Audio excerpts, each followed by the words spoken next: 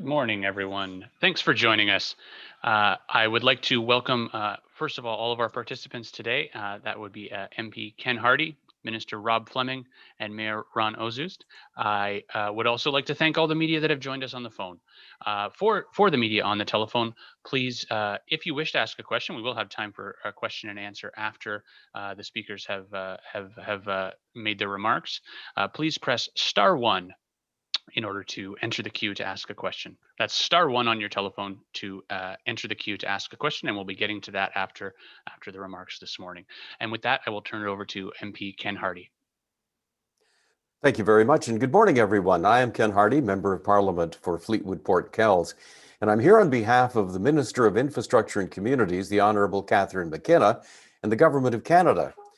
Today, we're celebrating an important milestone in improving safety, efficiency, and traffic flow on the Trans-Canada Highway around Golden and the Kicking Horse Canyon. And to do so, I'm happy to join the Honourable Rob Fleming, BC Minister of Transportation and Infrastructure, and Golden's Mayor Ron Ozust. First, though, I'd like to acknowledge that I'm joining you from my home and my office on the traditional territories of the Semiahmoo, Ketsi, Coquitlam, Kwantlen, Kaiket, and Tsawwassen First Nations. This past year, of course, has been quite a challenge for everybody. We're in the middle of a health crisis, but we also have economic challenges that we're working with. And the Government of Canada has been working closely with all provinces, territories, and municipalities to get Canadians through this pandemic, and also to get projects built quickly, projects that make a positive difference in the lives of Canadians and can help move the country forward. Together, we're working to reduce the impact of the pandemic. We also, though, want to protect lives and to support Canadian families, individuals, and businesses across the country. And as we look forward, we know we need to build up. We need to do so in a way that makes our communities more livable and more sustainable places to live, work, and raise our families. And this is why I'm happy to see that construction is going to start very soon for Phase 4 of the Kicking Horse Canyon project. Now, this is going to improve the Trans-Canada Highway between West Portal and the Yoho Bridge near Golden. As many already know, this project phase involves converting 4.8 kilometers of two-lane and not very happy roadway into a four-lane divided highway. The upgrades, of course, will include a median barrier, vertical and horizontal alignment improvements, shoulder widening, wildlife exclusion fencing, and mitigation measures for rockfall and avalanche hazards.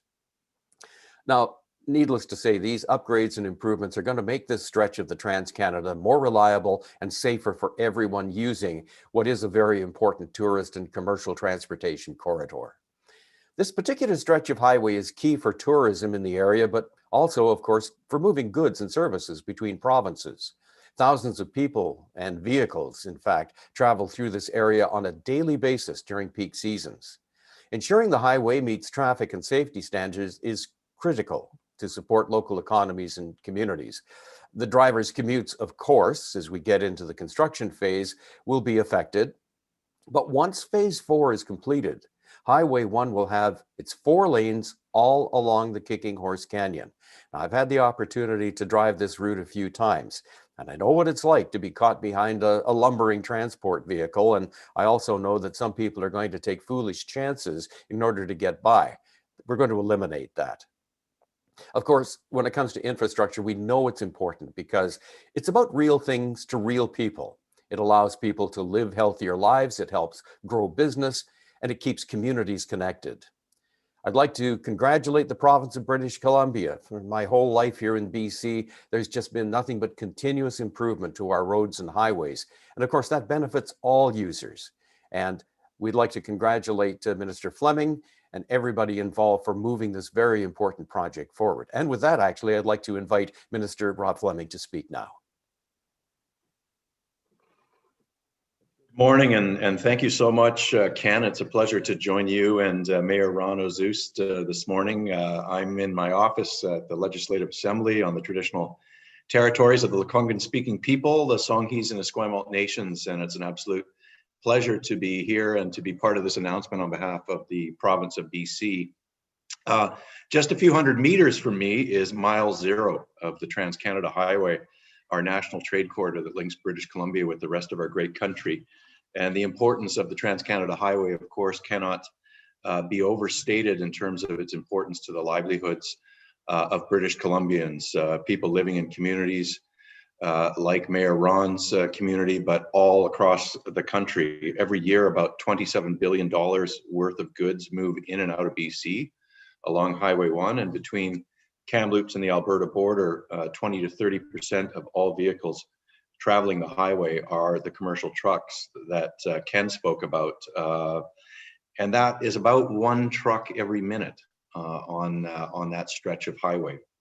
The Trans-Canada Highway is also vital to our tourism sector. As has been mentioned, prior to the pandemic, over 1 million people would travel on this route to vacation every year, putting an estimated $400 million a year into the pockets of tourism business operators and the people who work in that industry. And we very much look forward to those days returning very, very soon.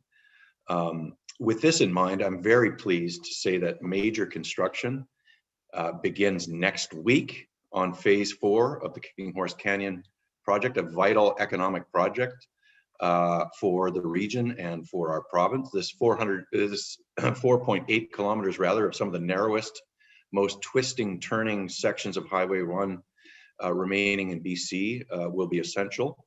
Crews will widen the Trans-Canada Highway to 4 lanes through the canyon just east of Golden, and 13 of the highway's most infamous curves will be straightened by the contractors working on this project. As was mentioned, center concrete barriers will be added to separate oncoming safety, to improve safety, separating oncoming traffic, and the shoulders will be widened to accommodate cyclists.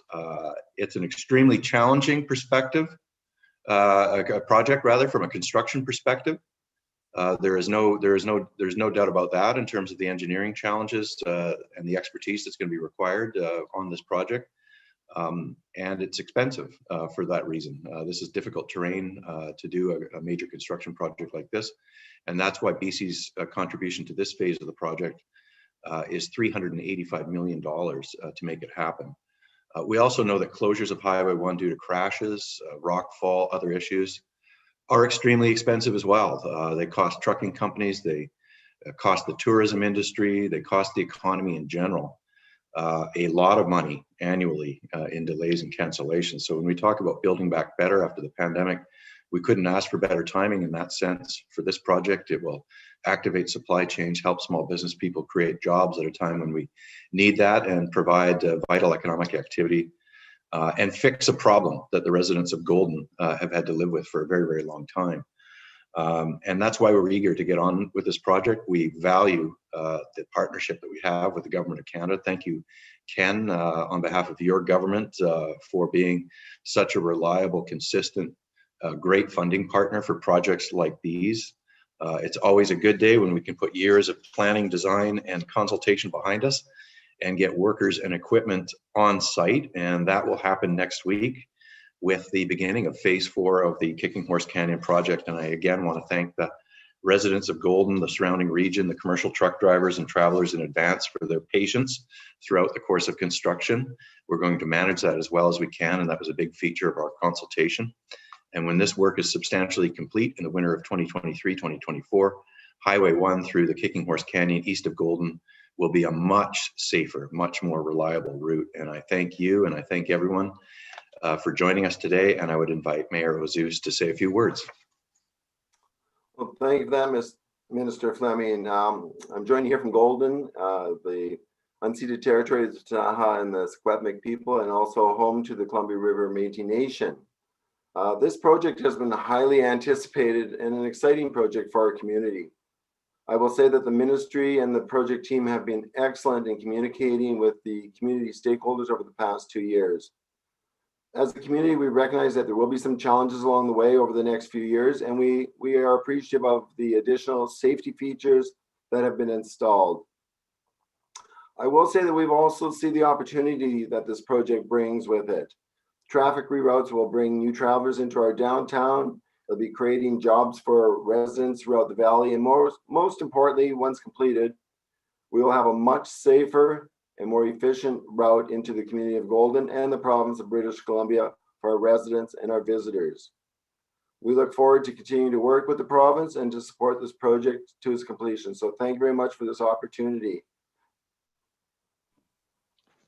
Thank you very much, Mr. Mayor. At this point, I would like to remind media on the line that if you wish to ask a question, you can press *1 in order to do so, and you'll be entered into the queue. We'll be allowing media to ask a question along with a follow-up in sequence that they've entered the queue. Before we do that, though, I would like to ask our participants to pose for a photo, pose for a photo, and just look at your camera in order to do so. And we'll do that momentarily in 3, 2, 1. There we go. And I'm just going to, we have none of the media on the line are currently indicating to ask questions. I'm just going to give it another moment. And it seems that none of them wish to ask a question. So that is all the time we have this morning. Thank you all for participating. Thanks to everyone on the phone for listening.